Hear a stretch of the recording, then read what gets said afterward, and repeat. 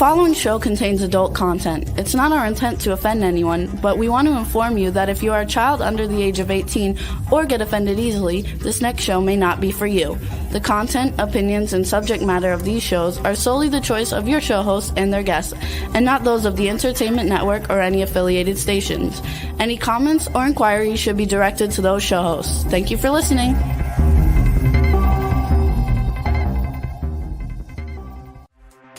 Hey everyone, and welcome to 50 Shades of Bullshit.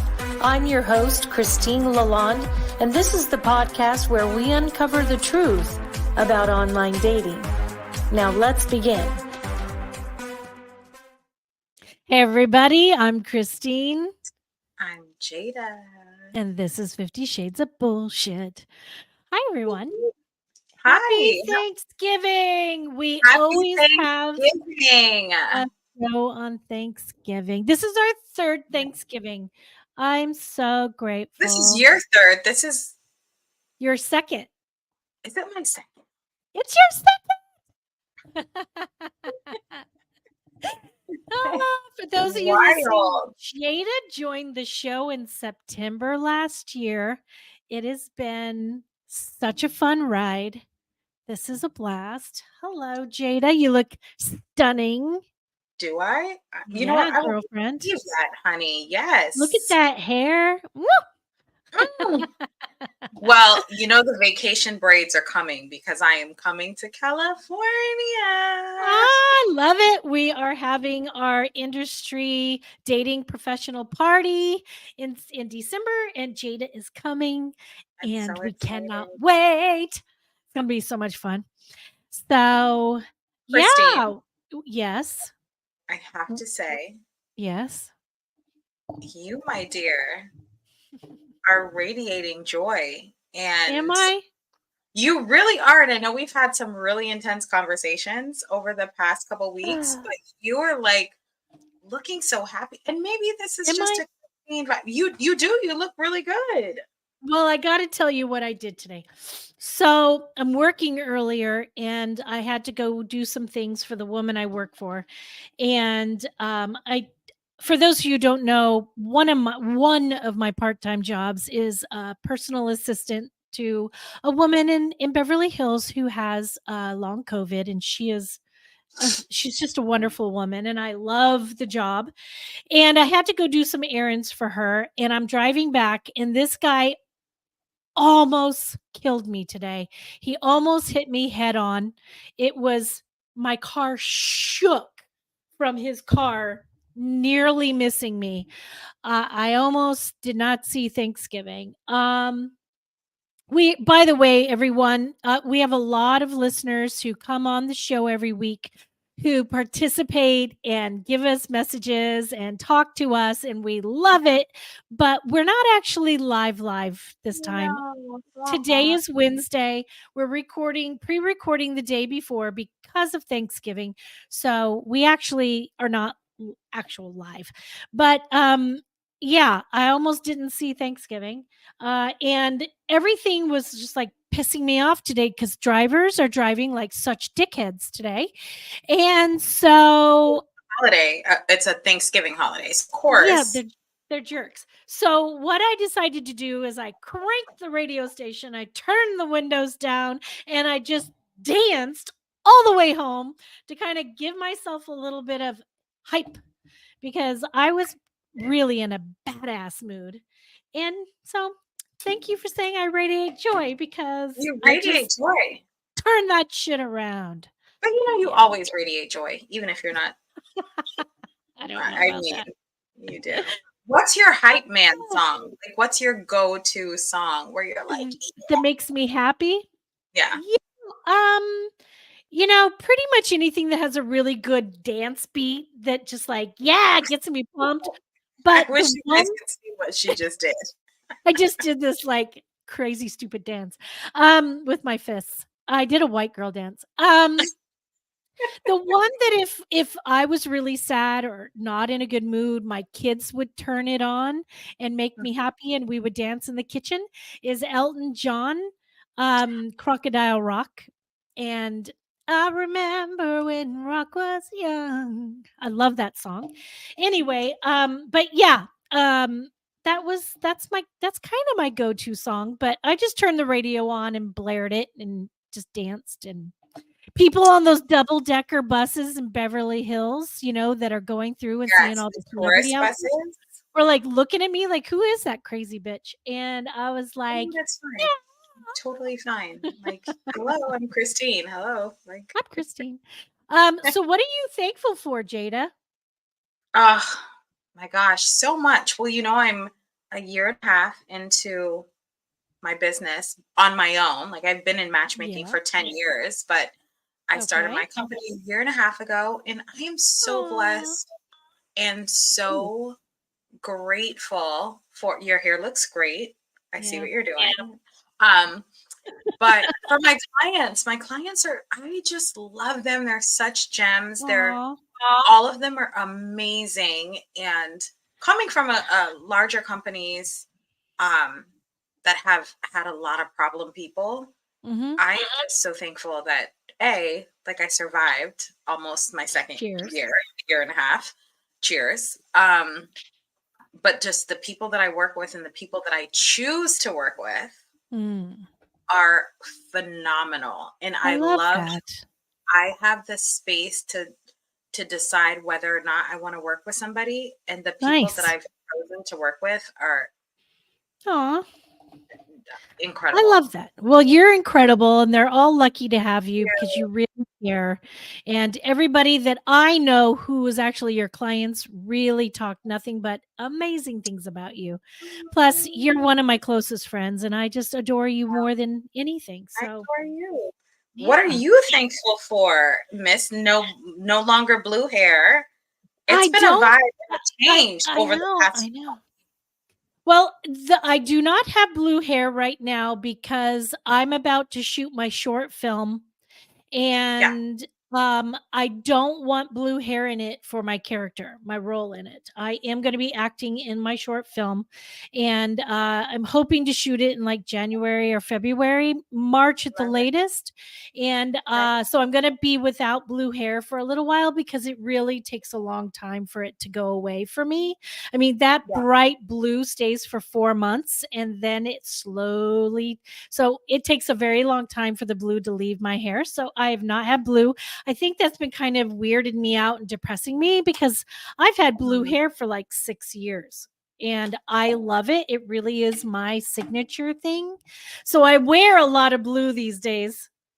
There's a I guy in know. the grocery store told me, "Oh my God, I noticed your blue eyes." I was like, "Oh, thank you."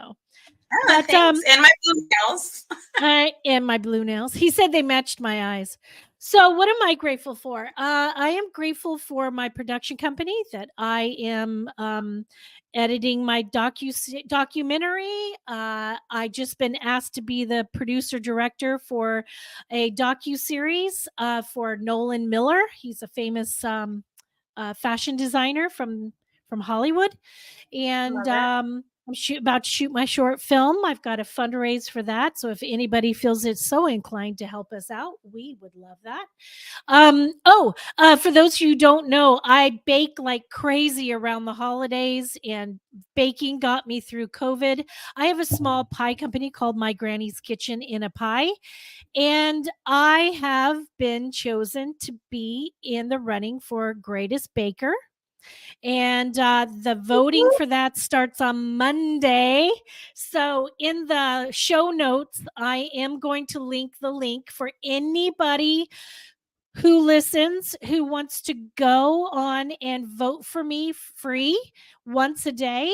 I will worship you. It's a $10,000 prize. And with that $10,000, I'll be able to continue moving forward on my uh, new division of my pie company. I'm going to be opening a company in Las Vegas called Pot Pie Cannabis Bakery, and it's going to be mini pies with cannabis. And I haven't gotten too far yet because it takes money to make money, and Yeah. I bust my ass out here so I am grateful for that. I'm very, very excited. So honestly, if anybody will vote for me, that would be incredible.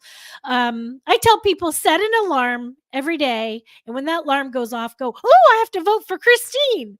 So. Yes. And I want to do a quick shout out. I know it's not live, but Country Corner Gazette comes on every week and makes comments and asks questions. They are amazing. And we found out from Rebel, our producer here, that they are a novelty store, and I think she said they make these novelty candles, and they play our show for the people in their store. So their questions come from sometimes the people who work there and the people who listen, and that is freaking incredible. We love you. We love you. Please continue to listen, because we love having you every week. And continue with the questions. We love I love it. The feedback. Yeah. And when you ask a question, you can always say, Sally says, what about this? Or John asked that. So I love that. So we can do a shout out to them. But yeah, I'm grateful for friends like you and Janice and everybody else who's, got my back. And I'm grateful for my kids and my grandkids. And I'm grateful for all the work I get and my clients. Speaking of clients, I have 2 clients coming on the show today. We're talking about being grateful for finding love. And Kel and Emmy are 2 clients of mine who I did their wedding back October 7th. And I just literally fell in love with these 2. They are so beautiful, so big-hearted, and just fucking cool. They're cool people. And I invited them to come on the show because they really have this really great, beautiful story. And I won't say too much now because I want them to talk about it and we'll ask them questions. But they found each other on a dating site, and it's about their journey to, them being together now and married. And we're going to hear more about that from them. But I can't wait to get them on and talk more about, how incredible they are. So let's bring on Kel and Emmy. And say hi. Hey guys. How are you guys? We're doing great. How about you? Well, beautiful DC we are. Evening. Dark. Lovely. That's when it's getting dark out. I love that. Jade is on the East Coast, so. Oh, where on the East Coast are you? DC, Virginia area. I'm from the East Coast originally. Oh, where are you from? I grew up in Boston. Boston. Yeah. The Star Market to get some beer. Gonna park on the corner with a quarter in the meter. Okay. Pretty good. Pretty good, right? Yeah. I used to be married to a guy who's from there, and we'd go every year. Oh my gosh. So welcome, Kel and Emmy. As we all know, I love you guys. Aw, thanks. The feeling is mutual. I loved doing your wedding. It was so much fun. It was really fun. It was really hot too. I feel so bad for everyone. It was especially hot. you. Especially you. Around. Yeah, you ran around. Poor thing. Putting out fires. I put about 20,000 plus steps in a day when I do a wedding. I just remember you sitting down next to me, and I was like, blowing up. I know, I was sweating. Get it, girl. Yeah. We were up north. Emmy, you're from, I forget what it's called. It's Greenfield. It's like the Salinas Valley. Yeah, so it's kind of mid California. It should have been cooler. October. It was not. It was supposed to be like every other day leading up to that was beautiful, and then our wedding was like 90. It was blistering. the we worst. were supposed to get married like the third weekend of October, and then everyone that lived up there was like, it's going to be way too cold, you need to move it up. So finally we did, and then it was like a heat wave. Yeah. Like, it's gonna rain, you're gonna hate it. It's gonna be so windy. And then I was like, now I'm the fool that like planned an autumn themed wedding, and it's 120 degrees out. We had black candlesticks as decor on their table in these really cool like candle holders, and those things melted. And they were like bleh. They were like a blob Within, like, on the table. 2 minutes of putting them out. Yeah. And I ran around and picked them all up. And I don't know if you know this, but I went inside and then I reshaped them with my hands. Yeah, you did. Yeah.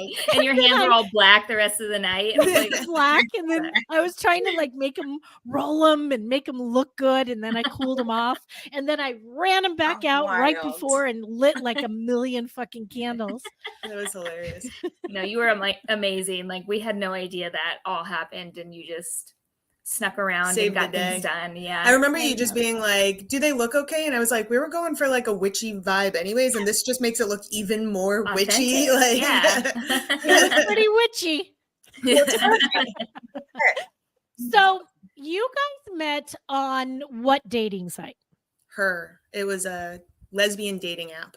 Awesome. And I never heard of it. It sounds like Her is cool. You know, it, like, there was commercials and stuff for it, and I was like, this is a scam. Like, this isn't real. It wasn't really broadcast all that much. I heard about it from word of mouth from other lesbians. Yeah. So, and how long ago was that? 3.5 years ago. Yeah, 3.5 years. Yeah. Mm-hmm. And Kel, where were you living? And Emmy, where were you living at the time? I was still here in LA. I just was living in a different apartment at that point. And I was back home in Greenfield. So you're like 4 hours apart. 3.5, 4 hours. Okay. Yeah. Yeah. Okay. So to walk us through what it's like to go on Her, and how was your experience leading up to finding each other? And when you found each other, what was that like? Do you want to go first? Not really. Oh my God. Well, No? she's a little different. I mean, going on there was interesting because it was like my first time using a site strictly for women. Because before I was on like Tinder or Bumble or whatever. And, you know, a lot of it, you have your preferences, either be like boy or girl or together. And, you know, I just wasn't really getting anyone. And so I was like, well, I'll check this one out. And I did. And there was really no one in my area because I'm from like a very small town. And so I was like, geez. You've been there, Christine. You've seen it. Yeah, you've seen it. There is no one out there. Yeah. I gotta go back. There's no one out there. And I was just looking. So I just like opened my like search, not thinking that I was going to get anyone from LA. And then so I started to get more people. It doesn't really say where they're from, just like it says like how far away in miles they are. And I came across Kelly's profile, and it only said she was 6 miles away, which I didn't believe, but I wasn't really thinking she was that far away. We just kind of had the same profile, like bio. And I was like, oh, she seems really cool. Like, I'll just, you know, swipe right or whatever. And, you know, we just matched and just started talking. But it was kind of rough for a while when I was on it. There was really no one I was interested in, and there was very little people to connect with. But she probably had a lot of options being in LA. I was gonna say, I had like the opposite experience with it. I mostly used it as like a hookup site. And, Go Kelly, chicken. I matched with Emmy, and I thought she was, you know, super hot, and we were talking. Like she said, our bios matched up a lot, and so we were just like joking around or whatever. And then I was like, when are we meeting up? When are we doing this? And she told me she lived 5 hours away. And I was like, the fuck? Absolutely not. So I was like, okay, so we're not hooking up. Never mind. And, but we just kept talking. And I think that actually ended up saving us because I stayed around, you know, and I ended up falling for her from just becoming like really good friends. Yeah, we became really good friends. She was like my confidant. And like at that point I was very single and not looking for a relationship, but I had just gone through a bunch of really heavy shit in my life, and I didn't really have anybody I could talk to about it. And Emmy ended up becoming that confidant for me. Whereas like every other girl I talked to on there, I was like wall all the way up and just not trying to connect with anybody like that. But then all we did was talk. That's all we could do. Yeah, that's all we could do. I was going to say it probably gave you guys the time to really feel safe, because it's not somebody you're just going to be in front of every day or trying to like just do the hookup. I know that feeling. So, you know, it probably made you feel safe and comfortable to be able to feel like you could talk to somebody. Yeah. I mean, I never imagined she would move down here for me. So I didn't think for a while, I didn't think anything was going to come of it. So I was just focusing on like friendship and having somebody to connect with. And then by the time she did come down. How long was it before you moved down, Emmy? Oh, like 6 months, I think. 8 months. But it's not like we lived together. I went to culinary school in Pasadena, and I had my own space. And so we really just kind of like dated at that point where, you know, I'd go see her, she'd come see me. A lot of the time I spent time here. What? You would have moved in if I let you. I did love her. But she's the one that said I love you first. So. I just remember at one point I kept being like, don't move down here for me. Like, I'm not in that place or whatever. And then she was like, I'm moving down for culinary school. And then at one point we broke up for like couple months. And I remember when we broke up, she was like, I moved down here for you. And I was like, don't fucking tell me that. Like, that's don't say that. Just out me. But you know what? I have to say I'm very interested in this topic because as a matchmaker, I have a ton of clients that I match all the time that question distance. But then it's just like being open. Like your person may not be in your backyard. That's just like what it is. Yeah. So I am so interested to know like everything. I want to know everything. So you moved within, you said like 6 months or 3 months? But I had originally, I was, you know. It was a little over 6 months. It was a little over 6 months. She had come down and I had gone up a couple times to see each other. But you had seen each other before. Yeah, we had seen each other. It's not like we went like the whole time without actually like meeting. We had a couple times where I came down and I stayed for like a week. One time I stayed for like almost 2 weeks. And she had the car, so she mostly was coming down. I went up once, but I had to take a Greyhound bus at the height of COVID. And I was like, I must really want to get laid right now to be going through. But I was already kind of wanting to go to culinary school, and she kind of gave me that push to do what I wanted, because that's what I've been wanting to do my whole life. And then I was really in a period of time where I just wanted, I was like, I think I need to. If I don't do it now, I think I never will. And she kind of just pushed me. She's like, just do it. Just go for your dreams. Yeah. And so I did. And then I was like, well, that works out perfectly because she's here too. So yeah. It'll great. Well, I can say that I personally would never consider long distance. It just turned me off. I was not interested.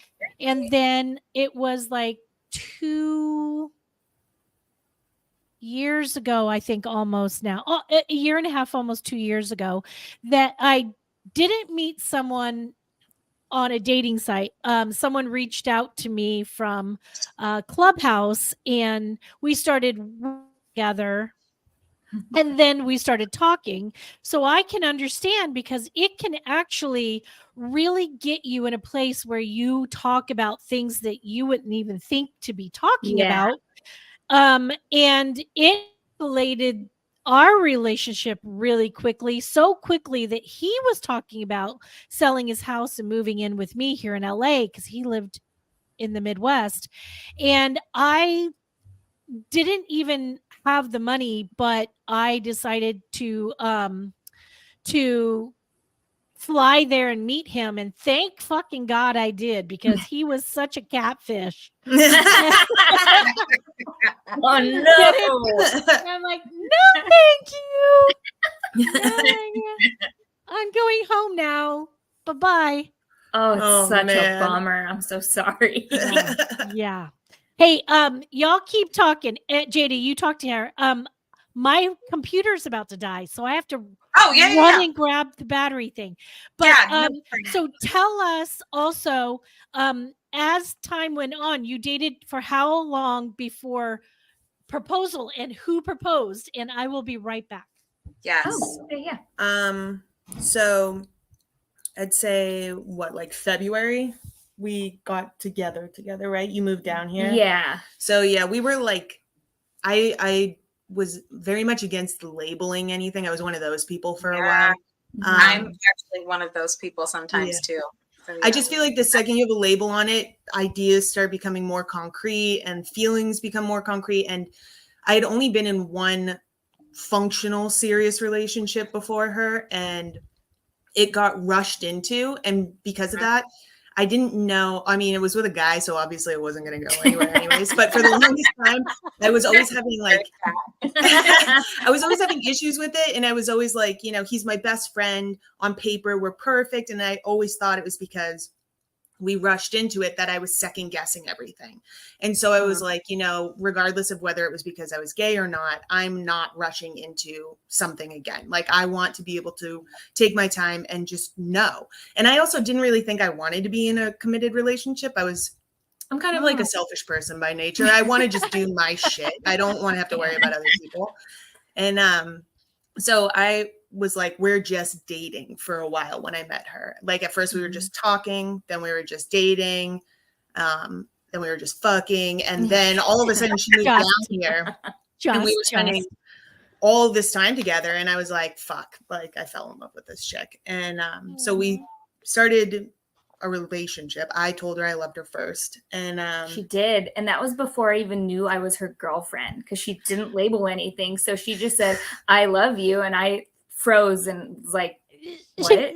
In my back of mind, I was telling other people she was my girlfriend before I told her she was my girlfriend. Didn't tell me. You were practice running. But how far into it was this with the love yous? Was it like 8 months, I want to say? Yeah, I think it was 8 months is pretty good. But you knew you loved each other before then, right? You just didn't say I knew I'd fallen for her. But sometimes I'm a very strong believer that there is a fine line, but a significant line between infatuation and love. I think it can be really easily confused. And so I don't like committing to anything until I know for a fact what it is. And it's not just with other people.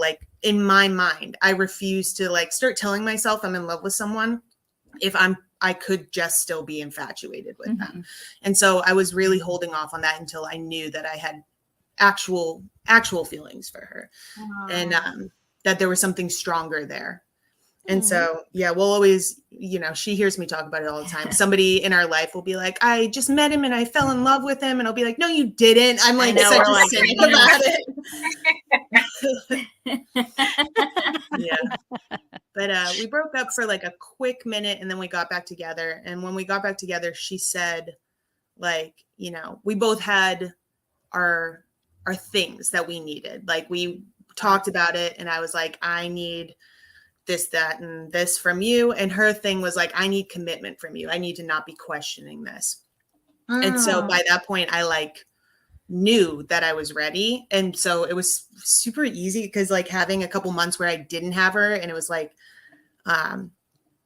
kind of like that scene in A Christmas Carol where he's seeing everybody's life with him not around or whatever, or in It's a Wonderful Life, that kind of thing. Yeah. I was just what I would be without her. And it was bleak, man. I went, I downward spiraled into a lot of bad old habits and stuff. And then when she agreed to have me back, if I just committed to her, I was I'm ready to commit. I don't want to ever go back to that place again. I'm in. I'm all in. Yeah, it was. And then it was a few months later where you. No, it was a year later. Was it a year? Yeah. Later. Yeah. I have no concept of time. I'm so sorry. So fast for me. I wasn't planning on marrying anybody, and then so for me to propose, even though we were together for 2 years total, I think, by the time I proposed, I still just it was so fast for me. Like, but I just knew, I knew. And at that point I was like, why wait? Like, let's just, I don't know. I guess I'm a romantic at heart. I just don't like talking about it that much. Okay, I gotta hear about the proposal. The proposal. That's what I was gonna say. You know how many times I've told guys or women or anybody, if you're gonna propose, do not do it unless you got something magical with it, because it's a story for the other person. And if they don't have a story, you're fucked. Yeah, so I fucked up our proposal. I had a whole thing planned out. I had been planning it for like a month and a half. I was sneakily trying to figure out what she wanted as a ring so I could surprise her. But then all that shit happened. I don't know if you remember, but the Supreme Court was talking about rescinding gay marriage and stuff. And so we were laying in bed and we're reading about it, and she was like, what are we going to do? And I was like, I had just woken up. So, I'm still booting up. I was sick too. Yeah. I looked horrible. And all I could, it just came out. I was like, well, we'll probably just have to bump up our plans and stuff. And she was like, what plans? And I immediately oh, fuck. And like, our plans? like she had already said yes. I was just like assuming, but no, like I already knew what was happening. And so I tried to like backtrack, but the damage was done. She knew that I was planning on asking her to marry me. And so we ended up eloping. Like a month later, we ran away to Santa Barbara and eloped at the courthouse. And then what was it, like 9 months ago, I think, I had her best friend, her maid of honor, come down for the weekend, and we surprised her with a proposal like do-over kind of thing at the Getty. Because like you said, she was always like, I don't mind, I love the proposal, like, and I was just like, no, I fucked it up, like I need to fix this. I was just like, are you sure? Because I look like hot garbage right now and you're proposing to me. I'm like, I'm sick. I don't understand what's happening. Like, is this for real? Yeah. No, I was sure. So I guess, if you can get proposed to while you look that bad, they must really love you. Yes. She never looks bad. Yeah. No, you never look bad, Emmy. You're so freaking adorable. I think I said to you guys at one point, I said, if I was lesbian, either one of you would be in my Yeah, book. you did. Yes. I'll take it. I'll take it. Y'all are so beautiful. So what did you do? Did you propose at the Getty? Yeah, we went up to the Getty for the day, and then even that almost got fucked up too because of strangers. But there was, there's the garden area there, and so her best friend, she had a really nice camera. Bianca, I'm going to shout out to Bianca because she's a great maid of honor. She was. And, She's amazing. She came down and I was like, just say that you're like trying to get back into photography. So she was like taking a bunch of pictures. So it wasn't weird that she was taking pictures of us at that point. And so we go down to the garden. There are these archways. And I had like planned the whole thing out. We went on a weekday. So I was not prepared for there to be like a class field trip there or some shit. There were kids everywhere. Yeah. But the kids weren't even the problem. Like we found a little secluded area. And then this random woman came over and is like standing right next to us. And like I kept waiting for her to just leave and she's not going. And so of course, like my hot temper, she's like teasing. I'm like, get the fuck out of here, lady. And she's like, why are you so mad about this random lady? And I was taking pictures of her underneath this flower. She's like, all right, enough pictures of me. And I'm like, I didn't say it like that. I didn't say it like that. I'm like, what's happening? I was like, all right, let's wrap this up. I got stuff to do. But and then the lady just was there for the proposal. Yeah, we couldn't shake her. She didn't pick up on cues very well. She just like stood 3 feet away from us while in between us and Bianca taking pictures. Oh my gosh. Yeah. So I would have said, yo, lady. Yeah. Move. Yeah. Trying to do something special here, ma'am. But well, I have a question. What would you suggest to people who are navigating the waters of long distance relationships? I mean, you guys were 4 hours apart, but I mean, people that are in like different countries, it's definitely still like long distance, of course. That is long distance. But what would you say? What advice would you have for people that are trying to figure things out? Because I do believe, and I will say as a matchmaker over COVID, that changed the entire game of dating, and everybody was dating long distance. And now, people are back to like the norm. But what are some key things that you guys would say? I would probably say, I mean, this is my advice for a lot of relationships, and it might sound kind of mean, I guess, but I feel like people just need to chill out like a lot. And it's especially true in long distance relationships, because it's the same when you live together, but it's a lot more up in the air when you're apart. Like, you don't know what that person's doing, but like any relationship is built off of trust. So if you don't trust that person's going to be faithful, then the relationship's flawed, and it doesn't have to do with the distance. It has to do with the connection you've made. Yeah. Right. And that was my main thing. Like, there could have been any point. She lived up near her ex. I lived a block away from my ex when we were long distance. And so it was like, but we just needed to trust that we were in this together, and it did help. Like, taking it slow helps a lot too. Like, don't set expectations for somebody when, like, if you're going to get in your head about them, Yeah. And just being open and honest and talking through what you want, what you don't want. And just having that conversation of just, I don't know. Yeah. I don't know. It's hard to give advice on something that was just so different and personal for us too. Because everyone's different. Everyone is different. I was going to say, I'd say prioritizing eventually getting to like closer, like physically. But that's not an option for everybody. And so I don't want to call shots on relationships that have like nothing in common with ours, other than the fact that right.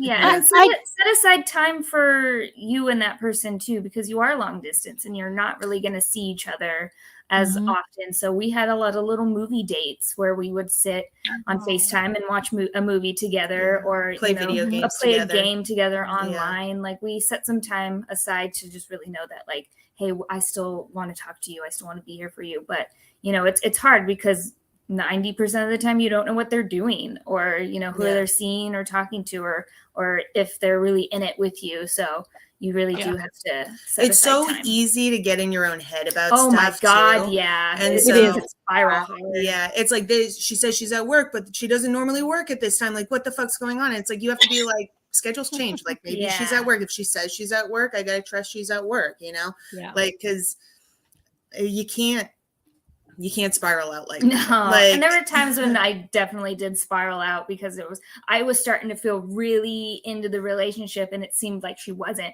because she wasn't really telling me, and being comfortable being, with labels, or going, not keeping me on the outskirts. But it was hard at times, because I was like, where do I stand with this relationship? It made it worse that it was so far away, because I couldn't really put the time in to be with her, to make, myself present in her life. Like, I was just we were just phone calls and text messages. It was hard. And then I got spooked pretty easily at times too, where like she said, we would hang out over the phone and stuff, but sometimes I wouldn't really hear from her other than a couple text messages for a week. And then I'd get a long text message that's like, what are we? And I just be like, I don't fucking know. You tell me. Like, yeah. So talking and being honest and open, and take it one day at a time. Yeah. Too. Like, and relationships sometimes just don't work out, and that's okay. That's not like a failure or anything. Sometimes it's just the compatibility or the situation isn't aligned in your favor, and that's fine. It's nothing against you as a person, Right.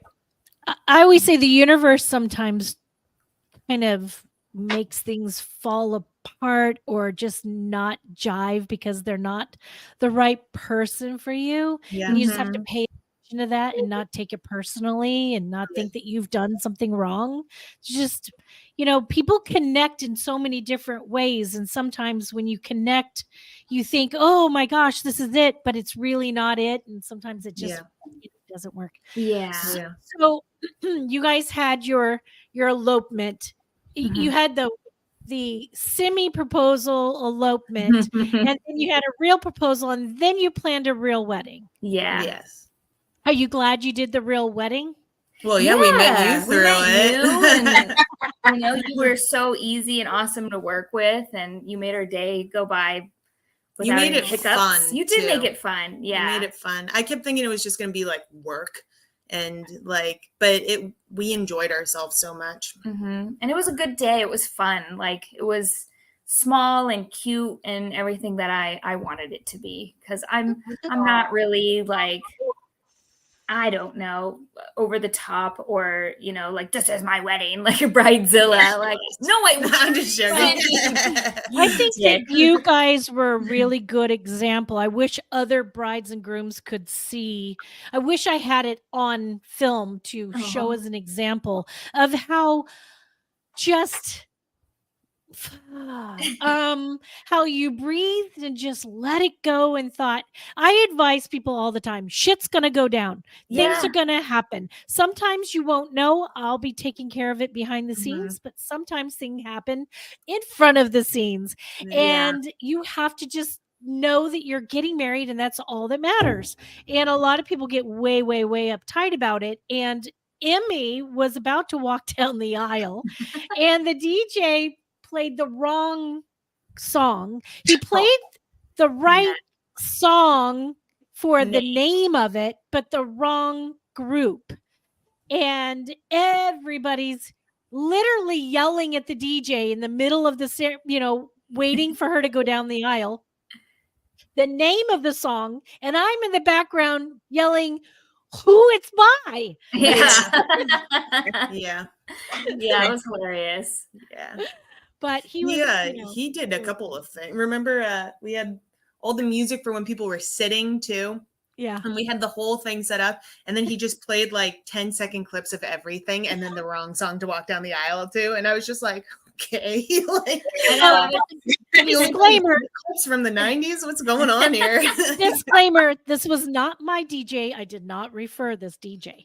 So he's very nice. He's a very nice person, and he stayed an hour late to make up for it. But he did. Yeah. He was actually a very good DJ. He kept saying to me, "Oh my God, I'm so sorry. This shit never happens to me. I don't know why this is happening. Oh my God, I can't believe it. I'm so embarrassed." Then he said, "It's a good thing you're not a regular event planner up here." And I looked at him and I go, "I am, dude." And he's like, "You are?"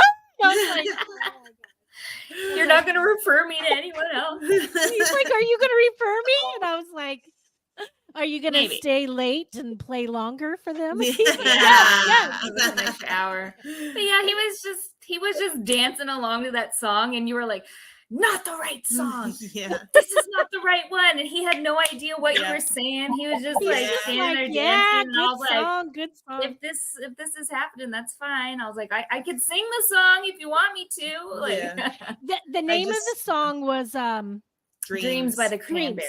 Okay. Yeah. So everybody kept yelling, "Dreams, dreams, dreams." And he was playing Dreams, but he was playing Dreams by Fleetwood Mac. Fleetwood Mac. And I was yelling, "Cranberries, cranberries." Yeah.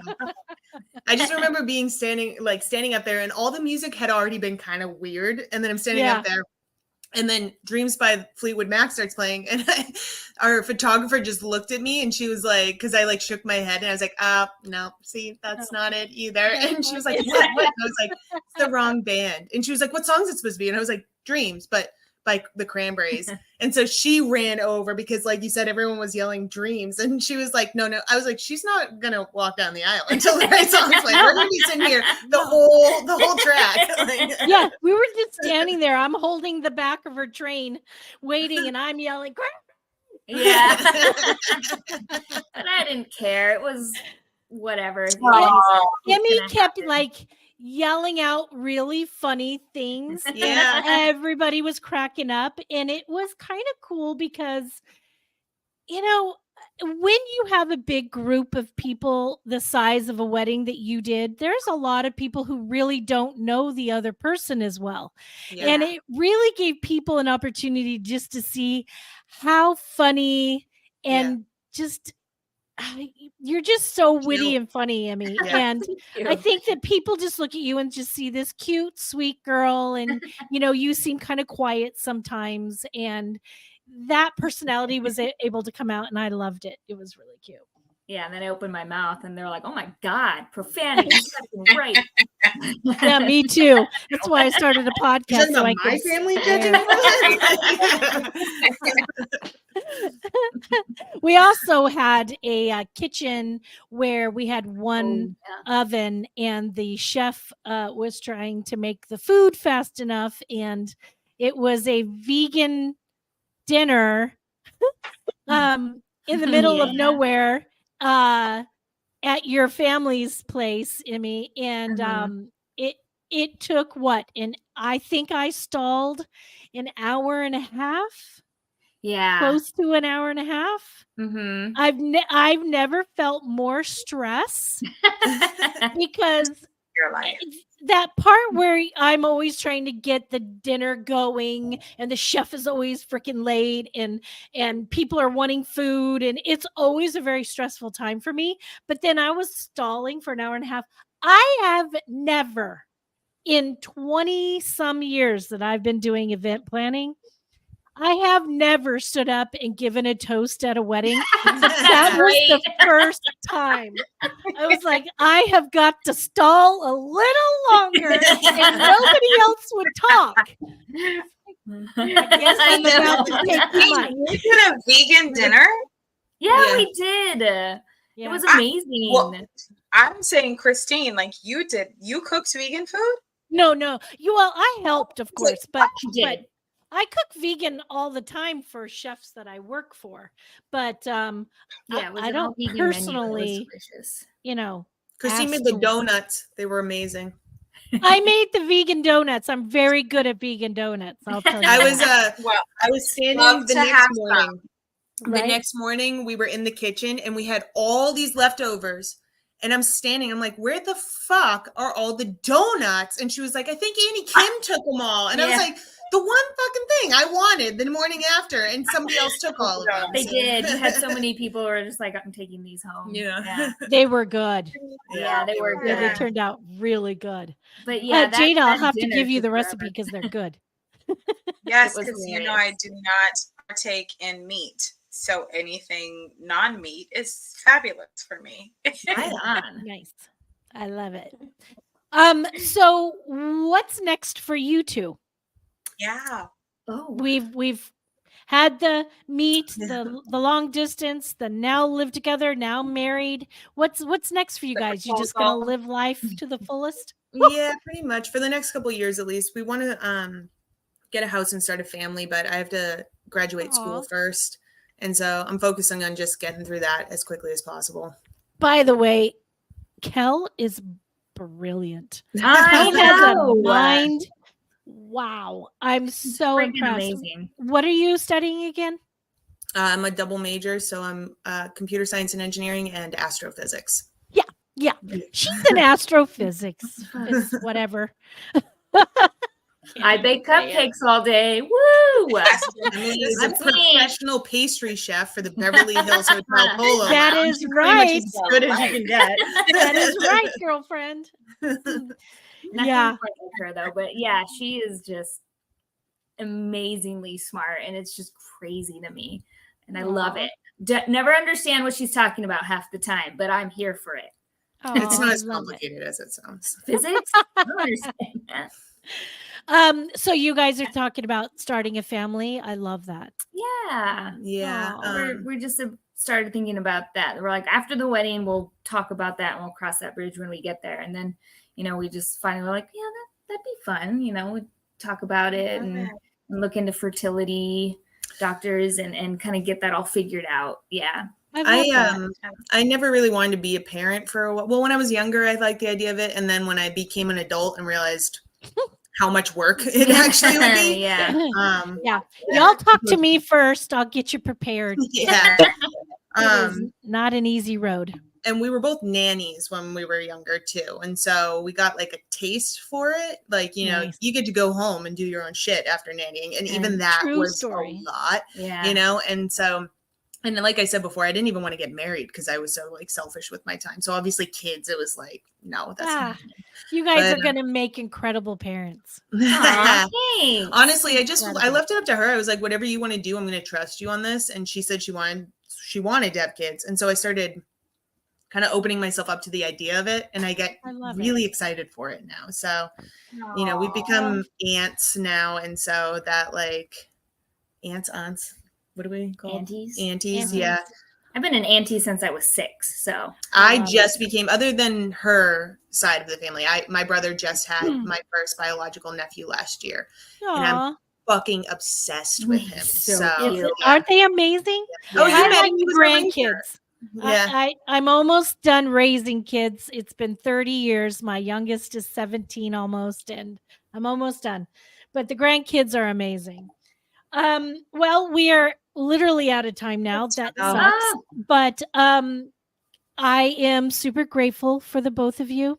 Thank you guys for coming. It's nice to meet you. You guys are nice to meet you too. Thanks for having us. I'm thrilled to have you on the show, and I'm thrilled to have you in my life. And I feel very, very blessed to call you both my friends. And big love to the both of you, if you can't see my heart.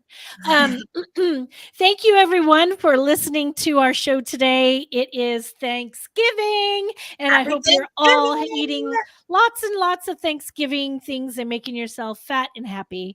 Have a wonderful Thanksgiving, Emmy and Kel and Jada. Yeah. Yes. Thank you all for supporting the show. And until next week, where we are same time, same place, keep that shit real. Bye. Bye, guys. If you enjoyed this episode, please share with your friends, like and follow us on Instagram at 50shades_bullshit and Facebook at 50 Shades of Bullshit. Thanks so much for listening, and we really hope to see you again next week.